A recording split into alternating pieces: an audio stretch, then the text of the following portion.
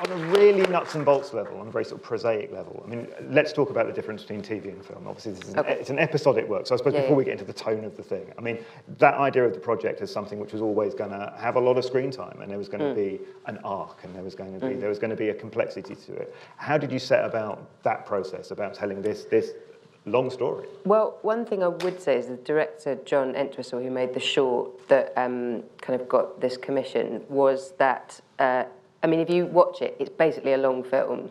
Yes, it's portioned up into 8 bits of between 17 and 20 minutes, which we were worried about in terms of length, but we got away with it.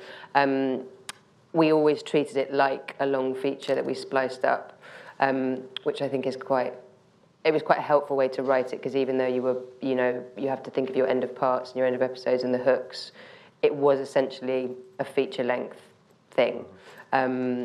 But yeah, I mean, in terms of the kind of nuts and bolts of it, I wrote a pilot in 2015 in the summer, and then we got a green light at the end of the year. I was then writing in earnest, but I was also writing on a couple of other things, so it was a bit manic.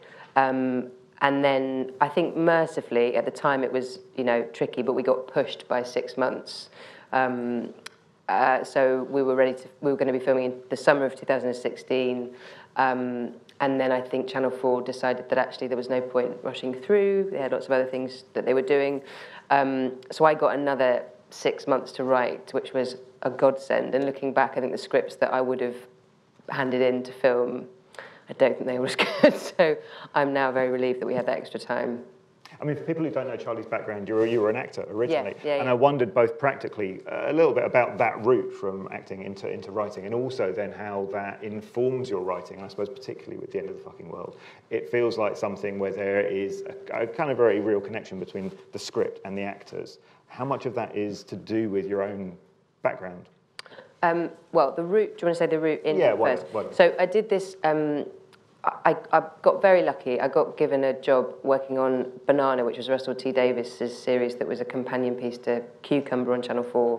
And in the meeting, the producer happened to be the producer of Misfits, and I had appeared very briefly in season 4 of that. And he was like, "Oh, I didn't know you were writing." And then they kind of casually said, Russell and Nicola Schindler said, "Maybe you'd like to be in whatever you write." And I was like, "Well, yeah, I'll see how I wrote myself a part." And then said, "Yeah, I'll be up for it." So, and I think I didn't realise how unusual that was. I mean, they were so generous and trusting, and they said, "Yeah, write something and do it yourself." So the first kind of TV job I got, I was performing it, and so I think being able to do those two things side by side was really useful, because now, because the worst thing as an actor, I don't know if any of you act, but if you have a script and the writer's very rigid and doesn't let you change a line that just isn't working, and sometimes you cast an actor and actually you need to shift the dialogue a little bit just to make it work for that particular actor, or an actor might have a better idea. Certainly on the day I was thinking of stuff that would work better and would want to change it. And so I think if you can have that attitude to people who are performing it, I mean, not to be a doormat and go, yeah, change what you want, improvise it, but to have that flexibility, I have found quite helpful, and it means you are more collaborative from the word go. And I think, from my experience, the best things I've been involved with have been the ones that are the most collaborative. There's a very particular tone to the piece, and I wondered how much that was to do with almost a sense of confidence. It feels like the kind of work that you could only write if you felt very sure that you were hitting the mark. I mean, the source material is brilliant. So it's based on a graphic novel, and it is just it's a wonderful graphic novel. It's quite sparse, so there's a lot of difference, I suppose, in the adaptation.